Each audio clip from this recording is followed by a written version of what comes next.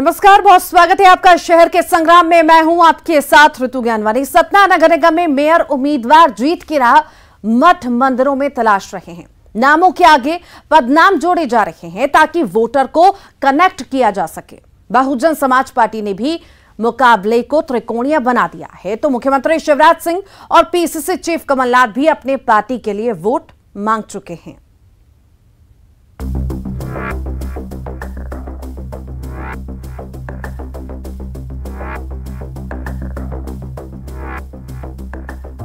सतना नगर निगम महापौर की कुर्सी के लिए मुद्दों पर बात हो ना हो, उम्मीदवारों का टेंपल रन जारी है। सतना मेयर पद के लिए मुकाबला त्रिकोणीय हो चुका है। यहां बहुजन समाज पार्टी ने मुकाबला रोचक बना दिया है। इतना ही नहीं, बीजेपी के पक्ष में खुद मुख्यमंत्री तक रोड शो कर चुके हैं। बीजेपी कैंडिडेट माता के दरबार में जीत की अर्जी लगा रहे हैं। हालांकि बीजेपी का सवाल दूसरे उम्मीदवारों के धार्मिक स्थलों पर मत्था टेकने पर है। तब इन्होंने विकास के कार्य तो नहीं किए, खुद अपने विकास किए। अब जब ये जनता से काफ़ी दूर हो गए, लगातार चाहे वो लोकसभा का चुनाव हो या जिला पंचायत चुनाव हो, महापौर के चुनाव हो, लगातार चाहे विधानसभा चुनाव, इन चुनावों पर जब लगातार इनको जनता ने नकार दिया, इनके दिमाग में एक बात आई कि अब हमारे पास कुछ भी नहीं है करने के लिए। तो हो सकता है वो आम जनमानस को गुमराह करने के लिए समाज के अलग अलग उन पे अपना जाके मत्था टेक रहे हैं। जबकि भारतीय जनता पार्टी हर समाज का आदर करती है, हर समाज के धर्म गुरुओं का सम्मान करती है, हर समाज के जो बड़े कार्यक्रम होते हैं उन समाज के कार्यक्रमों में हमारे भारतीय जनता पार्टी के कार्यकर्ताओं का इन्वॉल्वमेंट होता है। इसलिए जनता बहुत जागरूक है, समाज सब जानता है। दिखावे की राजनीति कभी सफल नहीं हो सकती है। जमीन पे रह के कुछ ना कुछ करना पड़ेगा और भारतीय जनता पार्टी इसी मिशन को लेकर आगे बढ़ रही है। कांग्रेस के प्रचार की कमान संभाले खुद कमलनाथ भी सतना पहुंचे। गुरुद्वारे में अरदास भी लगाई। कांग्रेस प्रत्याशी के लिए वोट भी मांगा तो कांग्रेस से बगावत कर महापौर के लिए बसपा से मैदान में उतरे सईद अहमद का फोकस भी अल्पसंख्यकों के साथ हिंदू वोटर्स पर है। हालांकि उनके अनुसार कांग्रेस मुकाबले में है ही नहीं। वोटर्स को लुभाने पिता के नाम के साथ पंडित भी जोड़ लिया है। सुनिए मंदिर मस्जिद पर क्या कहते हैं बसपा प्रत्याशी। देखिए, अगर कोई व्यक्ति मंदिर जाता है तो इसमें कौन सी बुराई है? हम तो कहते हैं अच्छी बात है। और मैं ये चुनाव भर में नहीं कर रहा हूँ, साल में मैं 10 बार मंदिर जाता हूँ और साल में 5 बार जो है मस्जिद जाता हूँ। कांग्रेस यहाँ पर तीसरे नंबर में है, भाजपा की टक्कर हमसे है और ये आने वाला चुनाव बताएगा कि कौन वोट काट रहा है और कौन तीसरे नंबर में है। सतना में तीनों सियासी दल जीत के दावों के साथ एक दूसरे के पास कोई मुद्दा न होने का आरोप भी लगा रहे हैं। हालांकि त्रिकोणीय मुकाबले में तब्दील हो चुका सतना मेयर के चुनाव में सियासी ऊंट किस करवट बैठेगा अंदाजा लगाना मुश्किल है। सतना से शिवेंद्र बघेल के साथ bureau report, news 18 Madhya Pradesh Chhattisgarh. Narsinghpur के करेली में निकाय चुनाव ने एक ही परिवार के उम्मीदवारों को आमने सामने कर दिया है। देवरानी जेठानी एक दूसरे के खिलाफ चुनाव लड़ रही हैं। ऐसे में यहां का चुनाव काफी दिलचस्प हो गया है। यह रिपोर्ट देखिए।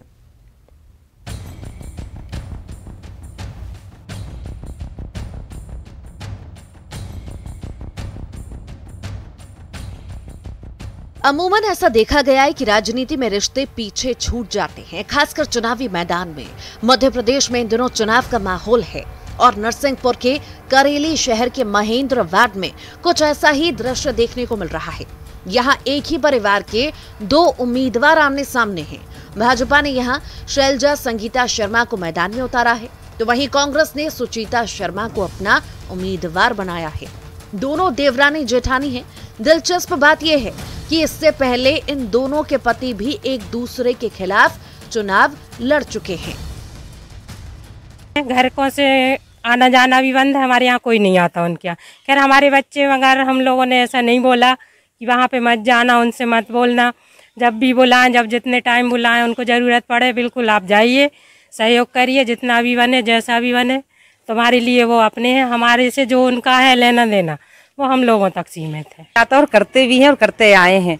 हम ही बड़े बनकर आए थे घर में, परिवार में माँ बाप को लेकर चले, माँ बाप के साथ ही रहे, माँ बाप से अलग नहीं हुए और हमने ही अपना किचन भी चलाया, इन्होंने भी चलाया। ये नहीं थे कि हमें किचन में कोई रोक टोक हो, ऐसा कोई कंपटीशन नहीं रहा कभी हम लोगों के बीच में। और आज भी 30 त्यौहार जो होते हैं हमारे घर ही मनाए जाते हैं। 1744 वोटर के इस बात का भाग्य आगामी 6 जुलाई को ईवीएम में कैद होने जा रहा है। प्रचार जोरों पर है। दोनों ही प्रत्याशी अपने परिवार के साथ मतदाताओं को रिझाने में जुटे हैं।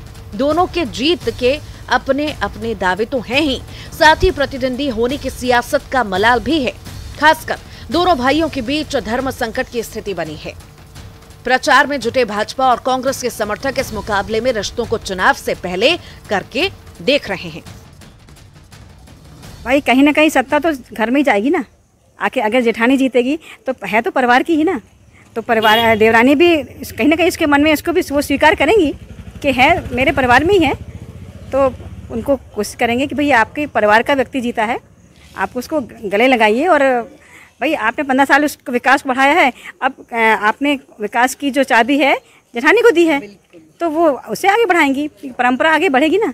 तो ये तो उनके लिए भी गर्व की बात होगी। दिलचस्प तो नहीं कहना चाहिए। मेरा कहना ये, देखो दूसरे घरों से हम आते हैं, अलग अलग परिवार से, तो दोनों बहनों की तरह रहें, ये मेरा कहना है। हम भी दोनों बहनों की तरह रहते हैं, हमारा भी परिवार है। मुझे तो ये कहीं से भी अच्छा नहीं लग रहा, मैं सच बोल रही हूँ आपको। बहरहाल सियासत को जो करना था तो उसने कर दिया। अब दोनों प्रत्याशी घर घर जाकर अपने दावों और वादों से वोटरों को रिझाने में जुट गए हैं।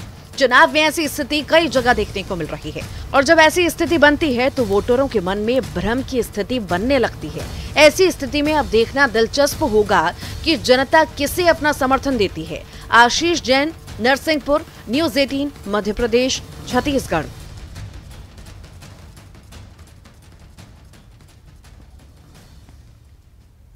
निकाय चुनाव में इस बार पारिवारिक लड़ाई राजनीतिक दलों की मुसीबत बढ़ा दी है। श्योपुर के विजयपुर नगर परिषद में कई उम्मीदवारों के खिलाफ उन्हीं के परिवार का सदस्य ने मोर्चा खोल दिया है। ये रिपोर्ट देखिए।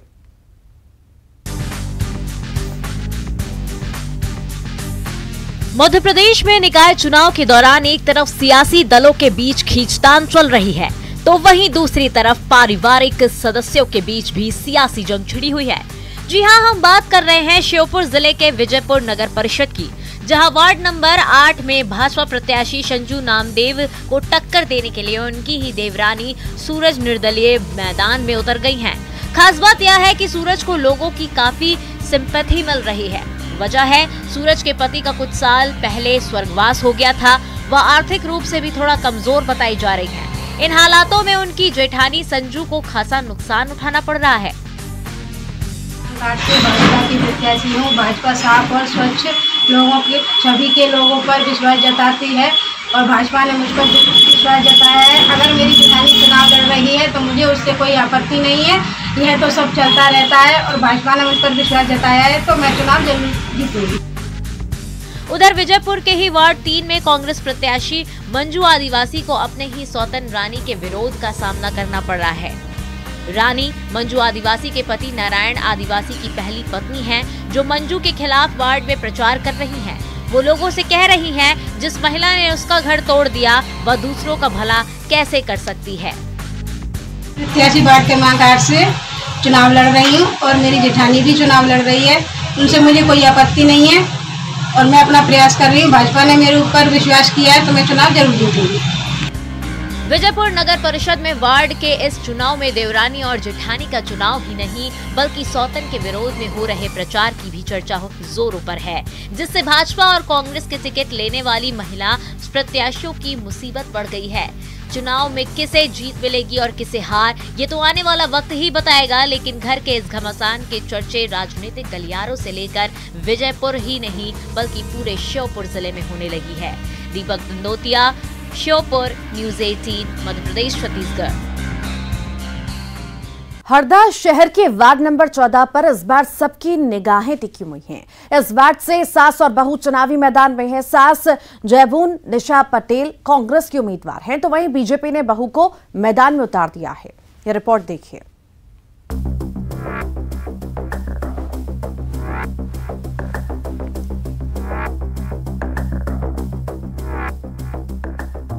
हरदा के बीचों बीच स्थित वार्ड नंबर 14 में इस बार का मुकाबला सिर्फ बीजेपी कांग्रेस के बीच ही नहीं बल्कि सास बहू के बीच भी है।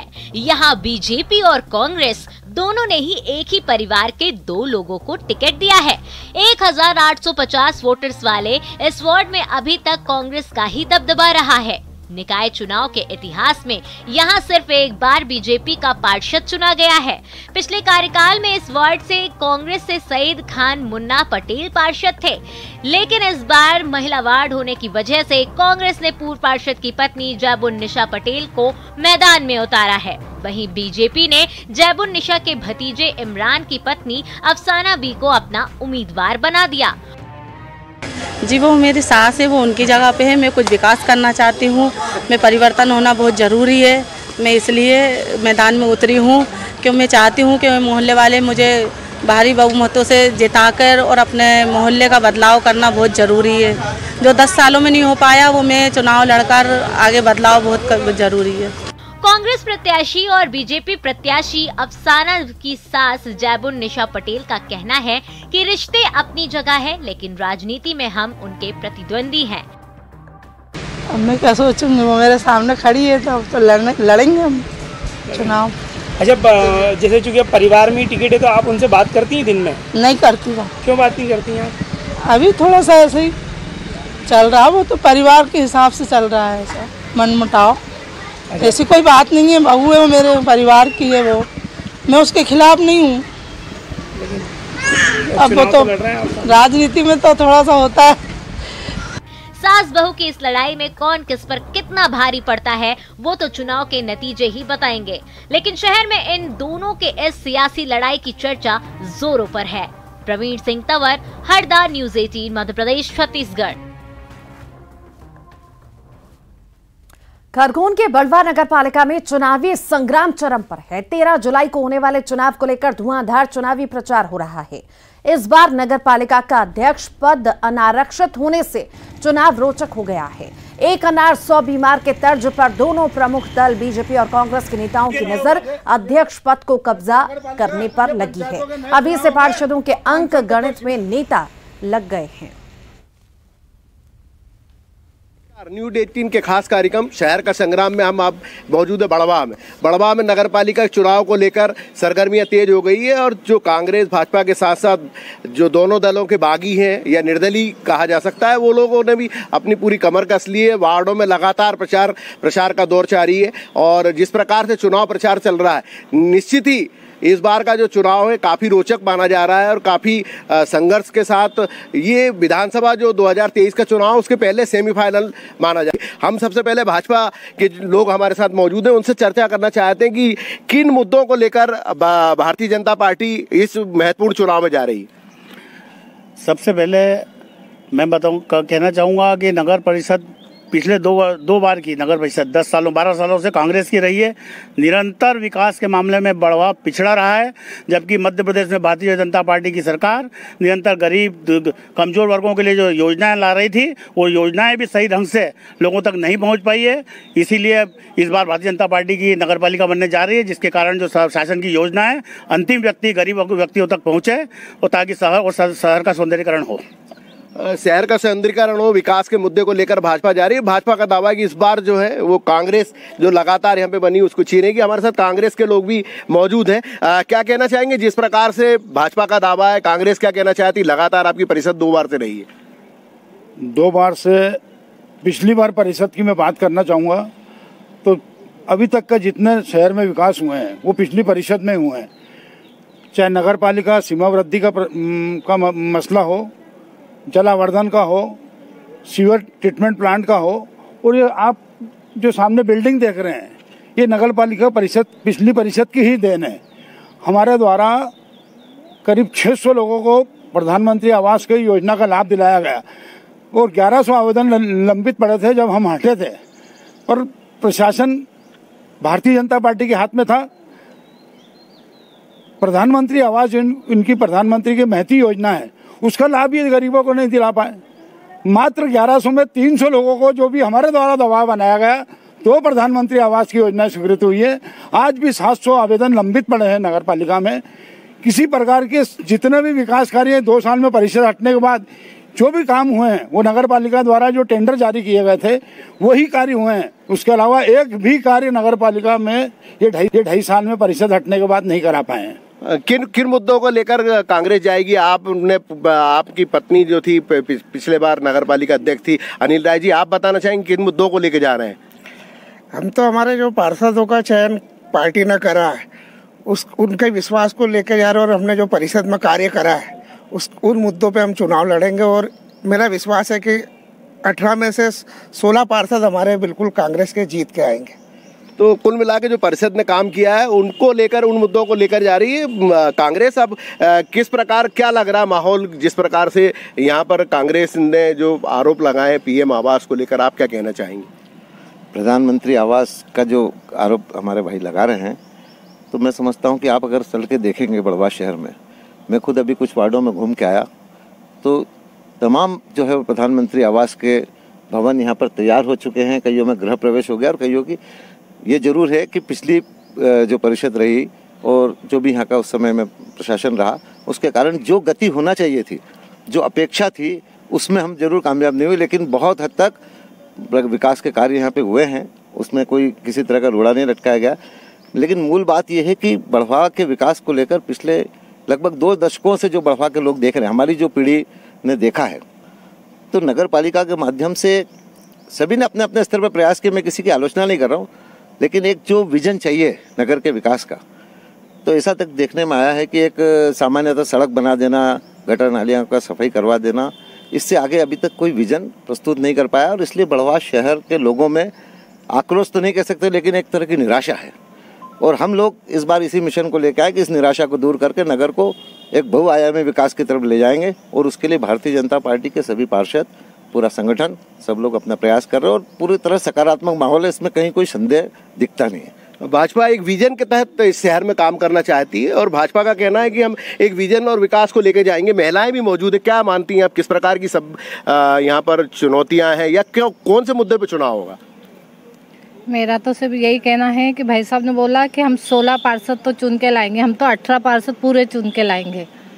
बस 18 पार्षद पूरे चुन के लाएंगे, ऐसे भाजपा की नेत्री मौजूद है, उनका ऐसा दावा है। आम लोग भी हमारे साथ मौजूद हैं। आप क्या कहना चाहेंगे, किस प्रकार से यहाँ पे चुनावी माहौल है?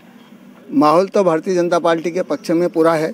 अभी हमारे कांग्रेस के नेता, हमारे मित्र ने एक बात बताई थी प्रधानमंत्री आवास योजना की, मैं उनसे कहना चाहता हूँ 2.5 साल तक तो फाइल यहीं अटके रही। कलेक्टर महोदय का जब सख्ती से के साथ एक लेटर यहाँ पर जारी हुआ था, उसके बाद इनने वो पेंडिंग फाइल को वहाँ पर पहुँचाया। यदि ये फाइल को सही समय पर पहुँचा देते, बढ़वा के जो 1100 नाम बता रहे हैं वो 1100 नहीं 0 हो जाते। आज की तारीख में जो आवास योजना के 1100 नाम अटके, उसका दोषी मैं कांग्रेस की जो परिषद थी उसी को मानता हूँ। आप रिकॉर्ड उठा के देख लीजिए, 2.5 साल बाद कलेक्टर का यदि लेटर नहीं आया, कलेक्टर ने यदि यहाँ पर उसको चिल्ला के नहीं बोला हो कि आप यहाँ से फाइल अभी तक क्यों नहीं आई है, तो इसलिए दोषी इनको मानते हैं। और भारतीय जनता पार्टी बढ़वा का समग्र विकास चाहती है और करके बताइए इस बार परिषद आएगी तो। विकास के मुद्दे की बात की जा रही है और खास रूप से यहाँ पर सामान्य पुरुष अध्यक्ष पद के लिए आरक्षित है, उसको लेकर बढ़वा में जो है पूरा चुनाव का माहौल बना हुआ है। हमारे साथ स्थानीय जो पत्रकार हैं वो भी मौजूद हैं। आप क्या मानते हैं, किस मुद्दों पे चुनाव होगा और जनता के मन में क्या बना हुआ है? देखिए, जहाँ तक जनता की बात है, जनता तो ये चाहती है कि सरकार, सत्ता, संगठन, राजनीतिक दल, इन सब की आपसी खींचतान में शहर का विकास कभी भी प्रभावित नहीं हो। राजनीति चुनाव तक हो, लेकिन चुनाव समाप्त होने के बाद शहर के विकास की नीति पर सब मिलकर काम करें। पीड़ा होती है जब राजनीतिक दलों के आपसी रस्साकशी में, आपसी खींचतान में या श्रेय के झगड़ों के अंदर जब शहर का विकास प्रभावित होता है। जनता तो यही चाहती है कि वो अपना मैंडेट जारी कर देने के बाद जो भी लोग सत्ता में बैठे हैं, जो नगर पालिका का संचालन करें, वो शहर की विकास की नीतियों को राजनीतिक बलिवेदी पर न चढ़ाएं और शहर का समग्र विकास होना चाहिए। जैसा कि देखा जा रहा है, पिछले लगभग 10 सालों से एक मांग उठ रही है बढ़वा की कस्बा पंचायत क्षेत्र को नगर पालिका सीमा में शामिल करने की, लेकिन राजनीतिक दलों ने कभी वो मंशा दिखाते हैं, कभी वो मंशा ठंडी पड़ जाती है। हम जनता की ओर से, दोनों दलों से और सभी से नेताओं से, सरकार से मांग करना चाहेंगे कि शीघ्र अतिशीघ्र बढ़वा कस्बा पंचायत क्षेत्र को नगर पालिका सीमा में शामिल किया जाए। नगर पालिका की सीमा वृद्धि इस क्षेत्र के लिए विकास का एक बहुआयामी मायना स्थापित होगी, एक मील का पत्थर साबित होगी। तो कुल मिला के जो बात सामने आ रही कि आमजन ये चाहते हैं कि शहर का विकास हो, राजनीतिक दल जो खींचतान करते हैं वो दूर रहे, खींचतान ना हो। बागियों की क्या भूमिका रहेगी, बागियों की क्या भूमिका रहेगी बारे में, क्योंकि दोनों ही दल में बागी जो है सामने आ रहे हैं। कैसे बताया जा रहा है कि भाजपा में बागी है, आपकी पार्टी कांग्रेस में बागी, क्या कहना चाहेंगे? बिल्कुल सत्य बात है। कुछ लोगों की मंशा होती है कि चुनाव लड़ने की, और तय भी हो जाता है कि तेरा नाम सूची में है। हमारे संगठन की कल तो ये कमजोरी रही कि हम सूची नहीं जारी कर पाए। उस गलफत में हमारे 3 उम्मीदवार निर्दलीय चुनाव लड़ रहे हैं। अगर सूची पहले जारी कर देता संगठन तो हो सकता है कि वो बागी उम्मीदवार ना होते। मैं एक नगर पालिका सीमा वृद्धि के संबंध में निवेदन करना चाहूँगा। हमारे पत्रकार महोदय ने कहा है ये पहली परिषद है जिसने सभी एक पंचायत, कस्बा पंचायत नहीं, 5 पंचायतों को शामिल कर नगर पालिका सीमा वृद्धि का प्रयास किया, जिसमें हम काफ़ी हद तक सफल भी रहे। और कलेक्टर महोदय, तत्कालीन कलेक्टर गोपाल जी डांग द्वारा प्रारंभिक प्रकाशन कर भी गया था, परंतु राजनीतिक जो शक्ति थी वो भोपाल में हमारा नगर पालिका सीमा वृद्धि की फाइल बिना कोई कारण बताए उसको निरस्त कर दी। ये सामूहिक प्रयास होना चाहिए। इसमें समूह 18 पार्षदों ने अपनी सहमति दी थी। जो अनिल प्रीति राय जी ने जो प्रयास किया था उसको हम पुनः प्रयास करेंगे। और एक बहुत बड़ा मार्केट और शॉपिंग कॉम्प्लेक्स जो लंबित पड़ा है, शासन और प्रशासन बनने नहीं दे रहा, कुछ लोग बनने नहीं देना चाहते। 2.25 करोड़ रुपया कम्युनिटी हॉल का नगर पालिका में मुख्यमंत्री अधोसंरचना के नाम पर पड़ा हुआ है, जो एक बहुत बड़ा प्रयास था। उसमें राकेश भाई ने भी हमारा सहयोग प्रदान किया था, परंतु आज भी वो बिल्डिंग का पैसा बड़वा नगर पालिका में पड़ा है। कुछ राजनीतिक लोगों ने उस बिल्डिंग को रोक दिया गया है। मेरा ये निवेदन है कि आने वाली परिषद सीमा वृद्धि, कम्युनिटी हॉल और सब्जी मंडी का मार्केट और नगर पालिका के सामने का मार्केट, इसको बनाने के प्रयास करने चाहिए। यही नगर पालिका की सबसे बड़ी शहर की मांग है।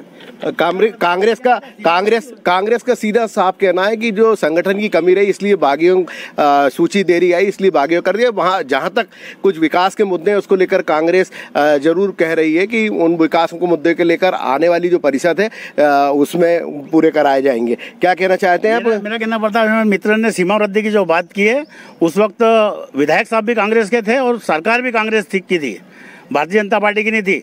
जो विधायक साहब जो कांग्रेस के थे अब भारतीय जनता पार्टी हो गए। निरंतर रूप से हम उस दिशा में काम कर रहे हैं। और जहां तक विकास की बात है, अभी तक हमारे जो कांग्रेस के मित्र ये नहीं बता पाए कि हमने ये मील का पत्थर, जैसे उनका सीधा और साफ आरोप है कि सरकार में रुका हुआ था, तो सरकार तो आपकी भाजपा की है ना। सरकार जब ये प्रस्ताव इनका गया था, जब कांग्रेस कमलनाथ की सरकार थी और विधायक भी कांग्रेस का था, भारतीय जनता पार्टी का उसमें कोई रोल नहीं था। तो कुल मिलाकर जो बात सामने आ रही कि कांग्रेस और भाजपा दोनों एक दूसरे पे आरोप भी लगा रही है। और खास रूप से यहाँ पर जिस प्रकार से नगर पालिका का जो अध्यक्ष पद है वो पुरुष वर्ग के लिए आरक्षित, तो इस बार जो है रोचक और संघर्षशील चुनाव देखा जा रहा है। और जो आमजन जो है वो चाहते हैं कि ऐसी परिषद चुन के आए कि जो बड़वा शहर का विकास करे और दलगत राजनीति से ऊपर उठकर परिषद बने। आशुतोष पुरोहित, न्यूज 18 खरगोन। और इसी के साथ ही शहर के संग्राम में इतना ही। खबरों का सिलसिला लगातार जारी रहेगा।